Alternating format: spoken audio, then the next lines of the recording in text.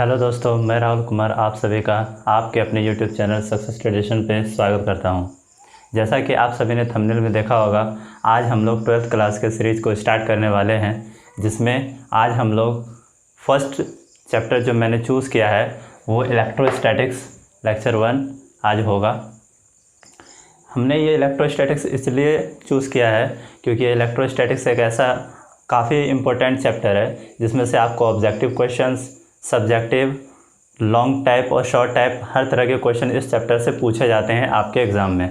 तो आपके एग्ज़ाम के पॉइंट ऑफ व्यू से ये चैप्टर बहुत ही ज़्यादा हेल्पफुल रहेगा और बहुत ही ज़्यादा इम्पोर्टेंट है। तो चलिए दोस्तों, शुरू करते हैं आज की ये क्लास। उससे पहले मैं आप सभी को कहना चाहता हूँ कि आप सभी जो भी मेरे चैनल पे फर्स्ट टाइम आए हैं वो सब्सक्राइब करें मेरे चैनल को और बेल आइकन को दबाएं और लाइक और कमेंट करें और अपने दोस्तों के बीच में शेयर करें। तो चलिए दोस्तों, शुरू करते हैं आज की क्लास।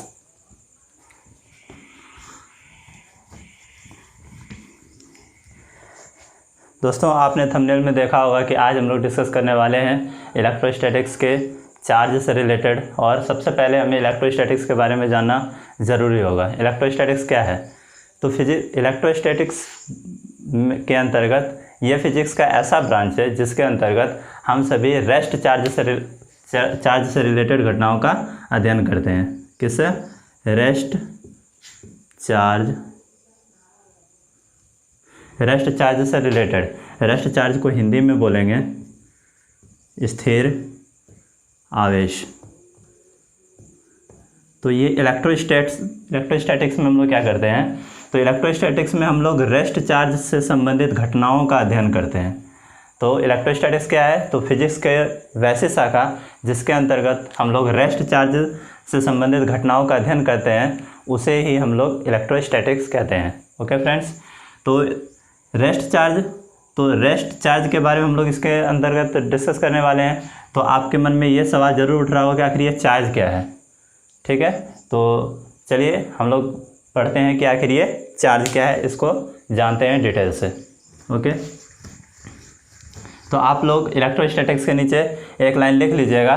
तो फिजिक्स की ऐसी शाखा जिसके अंतर्गत हम लोग रेस्ट चार्ज से संबंधित या फिर स्थिर आवेश से संबंधित घटनाओं का अध्ययन करते हैं, उसे ही हम लोग इलेक्ट्रोस्टैटिक्स या इसको हिंदी में कहते हैं स्थिर वैद्युतिकी। स्थिर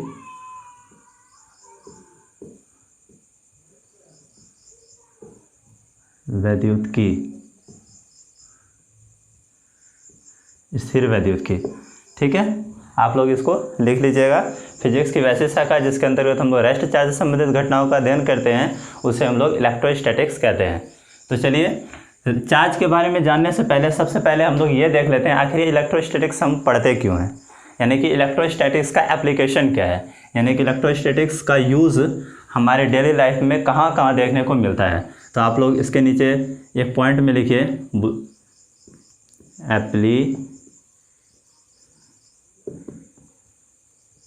एप्लीकेशन ऑफ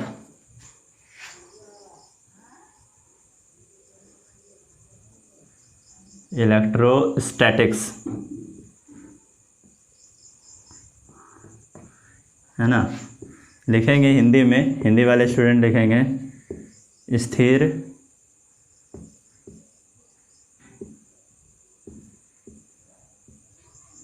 स्थिर वैद्युतिकी का प्रयोग, उपयोग या फिर अनुप्रयोग, जो चाहे आप लोग लिख सकते हैं। यानी कि ये जो इलेक्ट्रोस्टैटिक्स है, इसका हम लोग के डेली लाइफ में कहाँ कहाँ यूज़ होता है, उसके बारे में हम लोग इसमें देखेंगे। तो देखिए, सबसे पहला पॉइंट में आप देख के लिख लीजिए कंडेंसर या कैपेसिटर।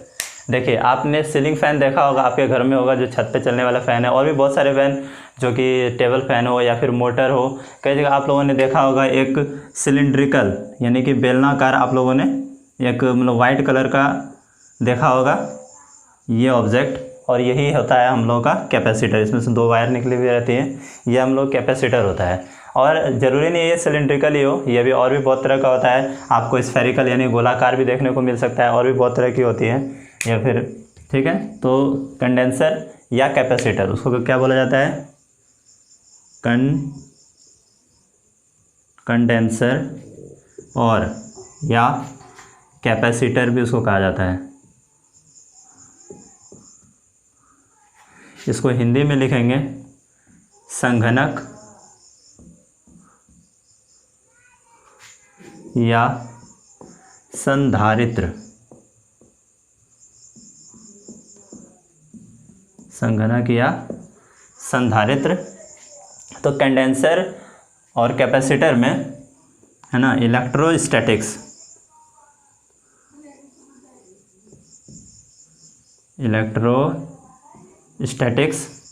के प्रिंसिपल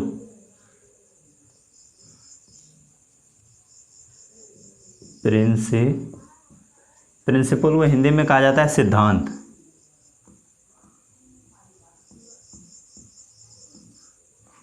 सिद्धांत का प्रयोग किया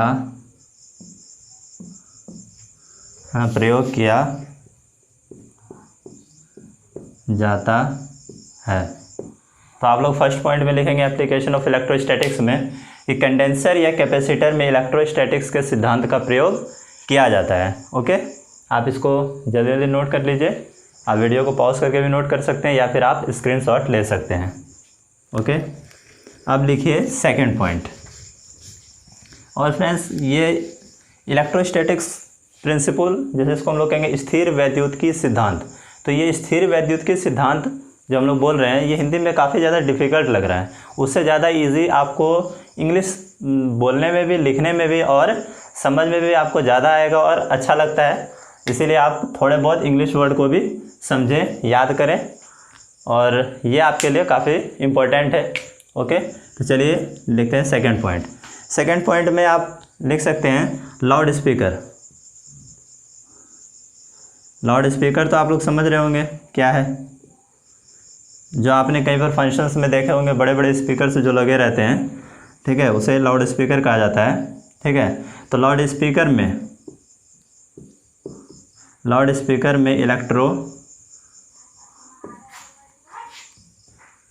इलेक्ट्रोस्टैटिक्स प्रिंसिपल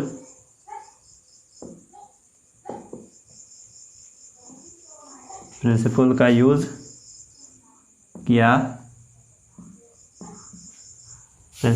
किया जाता है। ओके, जल्दी जल्दी आप इसको नोट कीजिए।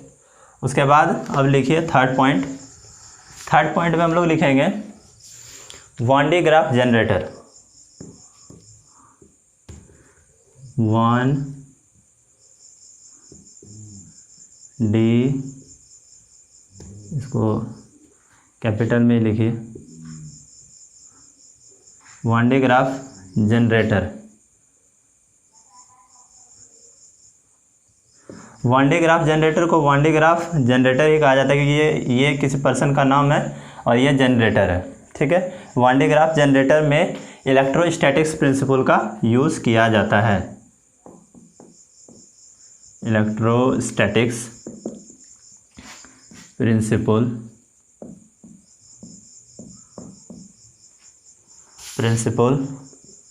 का यूज़ किया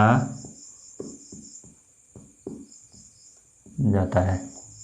ओके, 3 पॉइंट हो गए, तो इसको नोट कीजिए। उसके बाद लिखिए fourth point.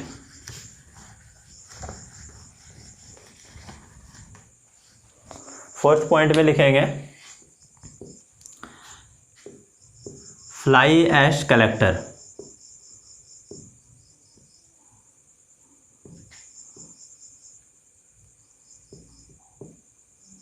Fly ash collector एक सिस्टम है, एक मशीन है, ठीक है, जिसमें मतलब ये इंडस्ट्रियल एरिया में बहुत ज़्यादा इसका यूज़ किया जाता है।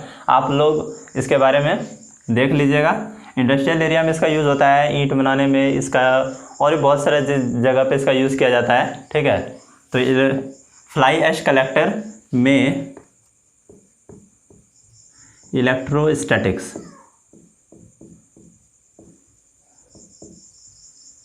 इलेक्ट्रोस्टैटिक्स प्रिंसिपल यानी कि स्थिर वैद्युतिकी सिद्धांत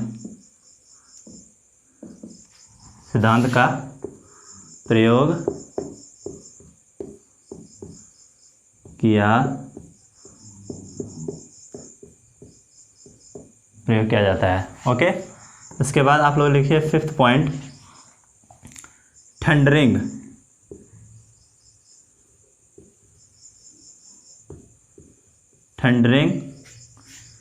एंड लाइटनिंग।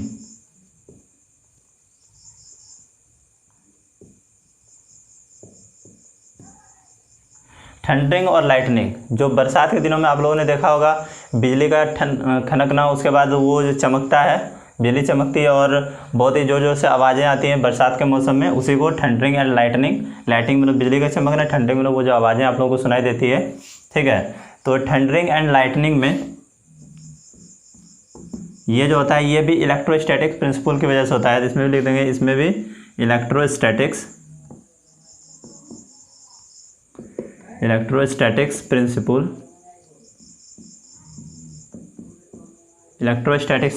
का यूज़ होता है। इलेक्ट्रोस्टैटिक्स प्रिंसिपल का यूज़ होता है। तो आपने देखा कि बहुत सारी जगह में ये 5 पॉइंट मैंने लिखवाया है, और भी बहुत सारी जगह है, लेकिन ये 5 पॉइंट सफिशिएंट है।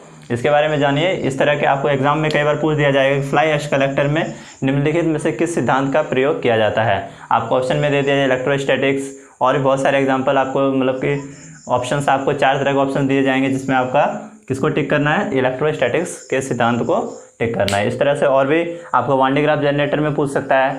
ठीक है, ये थंडरिंग लाइटनिंग में पूछ सकता है, तो इसको आप याद रखेंगे, आप इसे नोट कर लीजिए। ओके, तो हमने इलेक्ट्रोस्टैटिक्स के प्रिंसिपल के बारे में देखा। हमने देखा कि इलेक्ट्रोस्टैटिक्स का यूज़ कई जगह पे हम लोगों को देखने को मिलता है। ठीक है, जो मैंने अभी लिखवाया, तो इसलिए नेसेसरी हो जाता है इसको पढ़ना। ठीक है, तो सबसे पहले हम लोग बात करने वाले थे चार्ज के बारे में। तो क्वेश्चन लिखिए, what is charge? What is charge? आवेश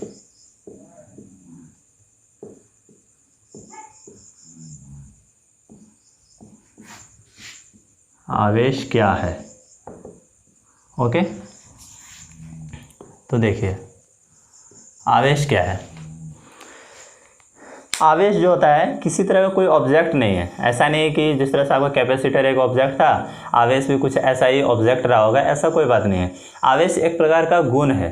ठीक है, आवेश क्या है? आवेश गुण है, जिसका हम लोग डेफिनेशन में ये बोलेंगे कि किसी पदार्थ का आवेश जो है किसी पदार्थ का वह आंतरिक गुण जिसके वजह से इलेक्ट्रोस्टैटिक फोर्स उत्पन्न होता है, उसे हम लोग आवेश कहते हैं। तो आवेश क्या है? किसी पदार्थ का एक आंतरिक गुण है, यानी कि इंटरनल प्रॉपर्टी है, जिसकी वजह से क्या होता है कि उस मतलब पदार्थ के चारों ओर क्या होता है, एक इलेक्ट्रोस्टैटिक फोर्स उत्पन्न होता है।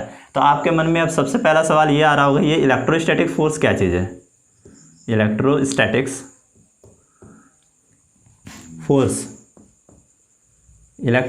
फोर्स क्या है? इसको सबसे पहले हिंदी में कहा जाता है स्थिर वैद्युतिकी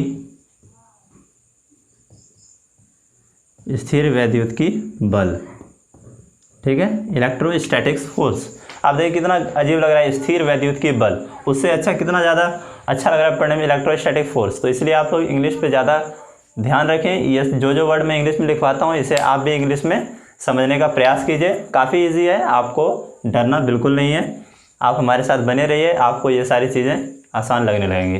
तो आइए देखते हैं इलेक्ट्रोस्टैटिक फोर्स क्या है।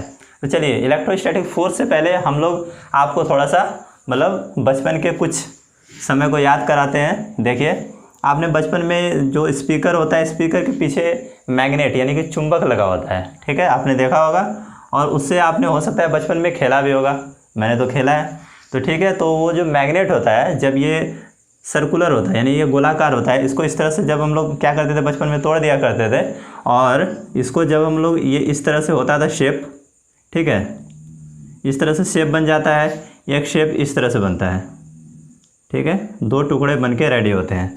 तो आपने देखा होगा कि एक को हम लोग फ्रीली टेबल पे इस तरह से रख दिया करते थे और दूसरे वाले को हाथ से इधर मूव करके लाते थे, और इससे देखने को हमें ये मिलता था कि ये वाला जिसको कि हम लोगों ने टच भी नहीं किया है, और ये जब इधर से लाते थे इसको, तो ये अब इस टच पे होने से पहले ही ये इधर की ओर मूव करने लगता था अपने आप, ठीक है। और आप अगर इसको ज़बरदस्ती इधर धकेलना चाहते हैं तो आपको फोर्स लगाना पड़ता था, और जितना आप इधर करते थे ये वाला उतनी तेज़ी में इधर भागता था। उसके बाद यदि आप ऐसे भी करते थे, इस तरह से करते थे, यानी कि दोनों का फेस मतलब सेम इस तरह से किया करते थे, तो उस टाइम में भी ये इन दोनों के बीच में ये दोनों एक दूसरे को ये करते थे। तो ठीक है, तो इस तरह से आपने बचपन में खेला होगा। तो आखिर ये इसके करीब आने से पहले ये इधर क्यों चला गया? आखिर इसके ऊपर कोई तो फोर्स लगा रहा होगा, तभी तो इसके प्रभाव से ही तो ये आगे बढ़ा। तो होता क्या है कि जैसे ये जो मैग्नेट आप लोगों ने रखा था, आप लोग को वो एक इसके जो चारों साइड होता है ना, तो चारों साइड एक मैग्नेटिक फील्ड यानी कि एक चुंबकीय क्षेत्र उत्पन्न हो जाता है इसके तरफ। और जब हम लोग ये दूसरा वाला मैग्नेट को, जो एक दूसरा वाला जो टुकड़ा था, दूसरा वाला पोर्शन था, उसको जब हम लोग इसके करीब ला रहे थे, तो इसके भी चारों साइड एक मैग्नेटिक फील्ड रहता है, जो आप लोगों को दिखता नहीं है लेकिन ये रहता है हमेशा। जब आप इसको इसके करीब लाते हैं तो ये तो करीब नहीं आता, लेकिन इसका जो ये मैग्नेटिक फील्ड है, ये दोनों आपस में लगने लगते हैं। जब ये लगते हैं तो ये वाला इसका जो मैग्नेटिक फील्ड है, ये चाहता है कि मैं किसी दूसरे मैग्नेट को, यानी अगले वाले मैग्नेट को अपने अंदर ना आने दूं। ये वाला जो एरिया है इसी में ऐसा होगा, इस एरिया के बाहर रहिएगा तो ऐसा कोई भी प्रभाव आपको देखने को नहीं मिलेगा।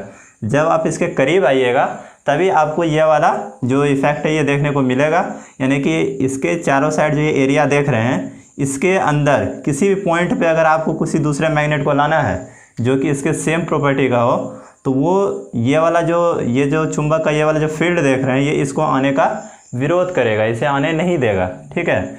तो ये होता है, ये क्या है आपका मैग्नेटिक फील्ड है।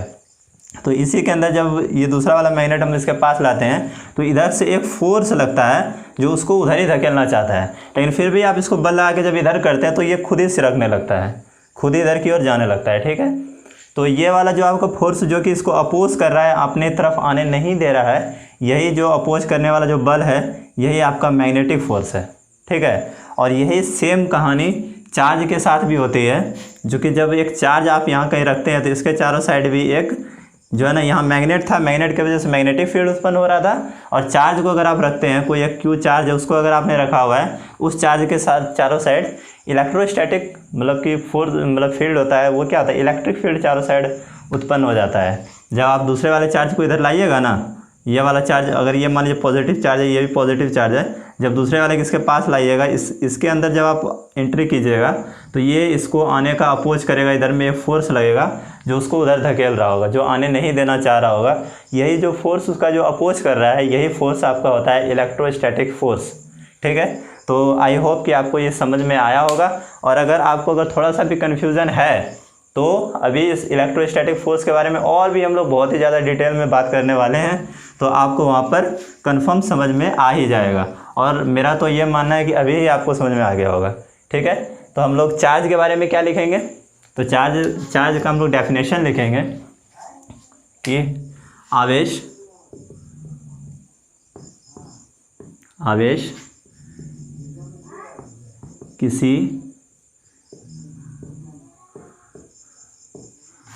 किसी पदार्थ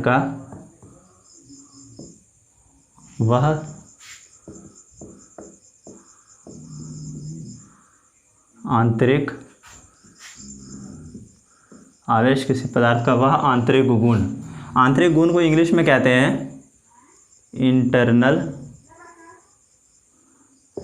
प्रॉपर्टी, PROPERTY, इंटरनल प्रॉपर्टी। तो आवेश किसी पदार्थ का वह आंतरिक गुण है, वह इंटरनल प्रॉपर्टी है जिसके कारण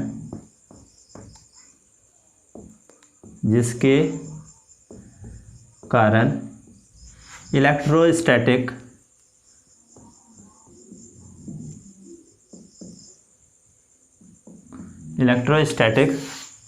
फोर्स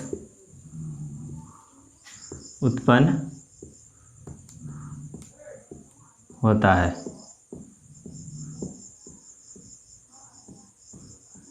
ठीक है। इलेक्ट्रोस्टैटिक फोर्स उत्पन्न होता है। तो आप लोग ये डेफिनेशन लिख लीजिए आवेश के बारे में। उसके बाद नीचे एक पॉइंट लिखिए। देखिए, सबसे पहले एक साइंटिस्ट था, नाम था उसका थेल्स। थेल्स नामक एक साइंटिस्ट था। उसने, चलिए साइंटिस्ट का बात छोड़िए, पहले अपने ऊपर बात करते हैं। आपने देखा होगा जो स्केल होता है ना, जो हमारे ज्योमेट्री बॉक्स में स्केल होता है, उसको आप कभी बाल में या फिर कभी कपड़े में किसी में भी आप उसको रगड़िएगा। उसके बाद ये तो ज़्यादातर हम लोग बचपन में देखें कि बाल में जब रगड़ते हैं, उसके बाद जो पेपर का छोटा सा पीस होता है, पेपर का टुकड़ा, उसको जब आप उसमें चिपकाइएगा तो देखिएगा वो जो आपका स्केल है उस पेपर के टुकड़े को अट्रैक्ट करता है, यानी अपने में वो चिपकाता है, यानी कि पेपर जो है, पेपर का जो पीस है वो उसमें चिपकने लगता है स्केल में। तो ये कहाँ से आया? तो हमने देखा कि उसको कहने का मतलब ये हुआ, पहले तो जब आपने उसको नहीं मतलब कि घिसा था कहीं पर, किसी फर्श के साथ आपने स्केल को नहीं घिसा था, तो उस टाइम वो नहीं चिपक रहा था। लेकिन घिसने के बाद जब आपने रगड़ा उसको कहीं किसी मतलब कि सरफेस के साथ, यानी कि कपड़े के साथ या बाल के साथ, तो उसके अंदर एक पदार्थ को अट्रैक्ट करने का उसके अंदर गुण आ जाता है, तभी तो वो पेपर के पीस को अट्रैक्ट कर पाया।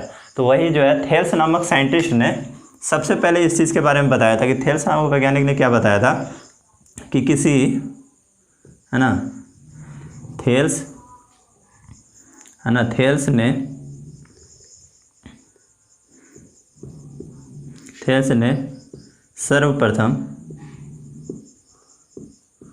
सर्वप्रथम यह बताया कि किसी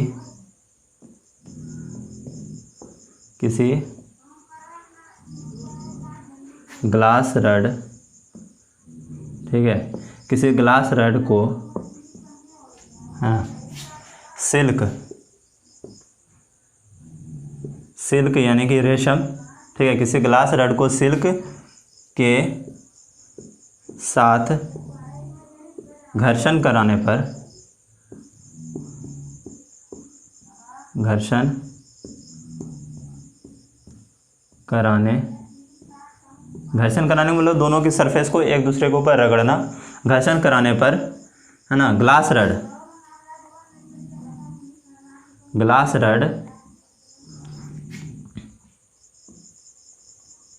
किसी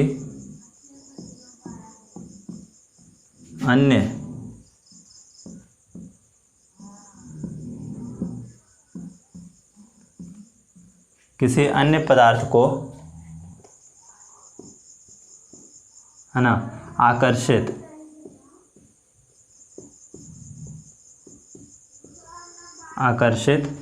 यानी कि अट्रैक्ट, इंग्लिश में इसको बोलते हैं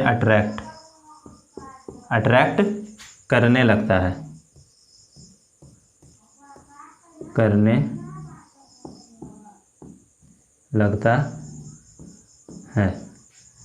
ठीक है। तो थेल्स नामक वैज्ञानिक ने सर्वप्रथम यह बताया था कि किसी ग्लास रड को जब आप सिल्क के साथ घर्षण कराइएगा, यानी कि उसके सरफेस को जब आपस में रगड़िएगा, तो उसका जो ग्लास रड है किसी अन्य पदार्थ को मतलब क्या होता है, अपनी ओर अट्रैक्ट करने लगता है, यानी कि उसको आकर्षण करने का गुण उसके अंदर क्या आता है, उत्पन्न हो जाता है। ठीक है, आप इसको नोट कीजिए फटाफट, आप इसका स्क्रीनशॉट ले सकते हैं, लीजिए। ओके, इसको अब मैं मिटाता हूँ।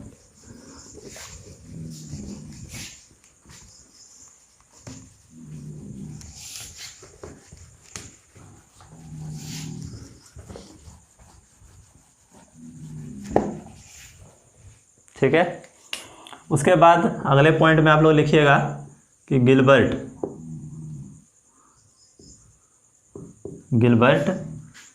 इसको लिख देता हूँ मैं हिंदी में, गिलबर्ट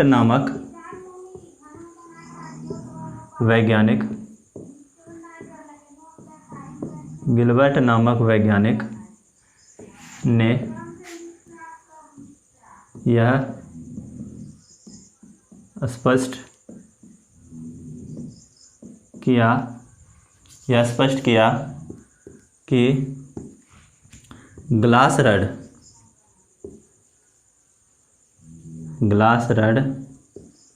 है ना, के अलावा कई है ना। अन्य पदार्थ, है ना, अन्य पदार्थ में भी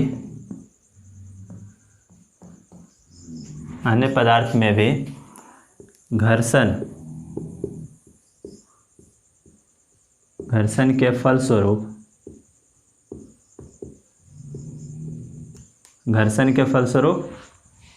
क्या होता है, आकर्षण का गुण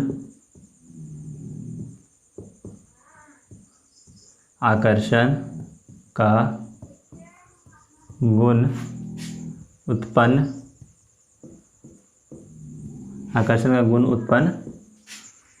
होता है ना। एग्जाम्पल में आप लिख सकते हैं प्लास्टिक, है ना, प्लास्टिक और इबोनाइट, हिंदी में लिख देते हैं इबोनाइट। ठीक है, आप इसको नोट कर लीजिए। ठीक है, इसके बाद अब आप लोग नेक्स्ट पॉइंट लिखिए।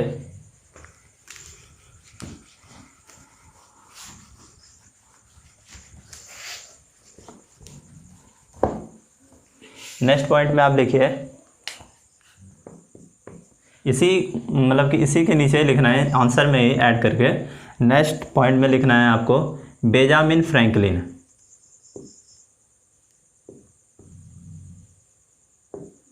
बेंजामिन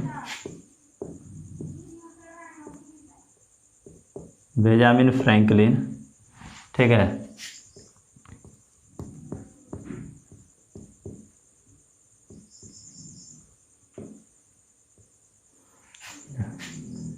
बेंजामिन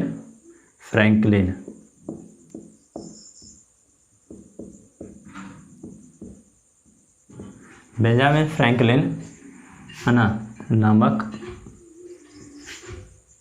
वैज्ञानिक, बेंजामिन फ्रैंकलिन नामक वैज्ञानिक ने यह बताया कि बेंजामिन फ्रैंकलिन नामक यह वैज्ञानिक ने यह बताया कि आवेश दो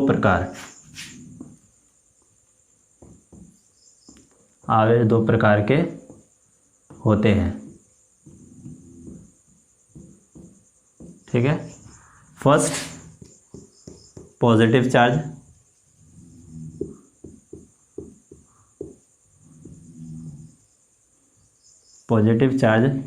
और सेकंड नेगेटिव चार्ज।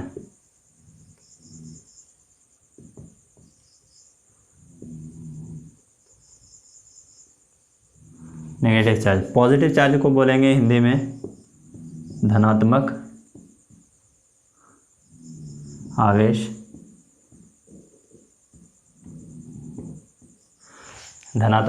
इसको बोलेंगे, और इसको बोलेंगे ऋणात्मक आवेश।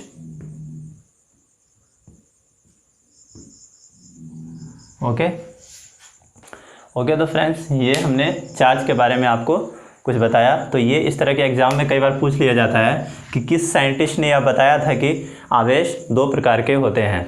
तो आपको बता देना है कि बेंजामिन फ्रैंकलिन ने यह बताया था। इस तरह का और भी एग्जाम में आ जाएगा कि कई बार ये पूछा जाएगा कि निम्नलिखित में से किस पदार्थ में आकर्षण का गुण उत्पन्न नहीं होगा घर्षण के फलस्वरूप।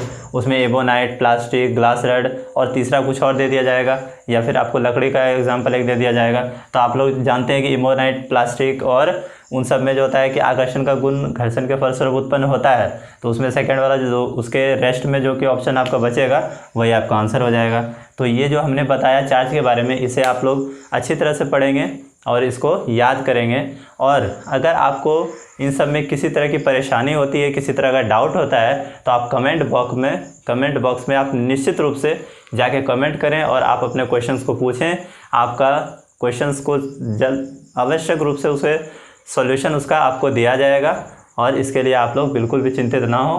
और इसको आप याद करें। और इसके अगले मतलब कि नेक्स्ट वीडियो में हम लोग बात करेंगे चार्ज से रिलेटेड गुण, यानी कि आवेश के गुण, यानी प्रॉपर्टीज ऑफ चार्जेस के बारे में हम लोग डिस्कस करेंगे, ठीक है, जो कि बहुत ही ज़्यादा इंपॉर्टेंट है, ठीक है। उसके बाद हमारा चार्ज जो है कंप्लीट होगा, उसके बाद हम लोग कूलम्ब फोर्स से रिलेटेड मतलब कि थ्योरी को देखेंगे।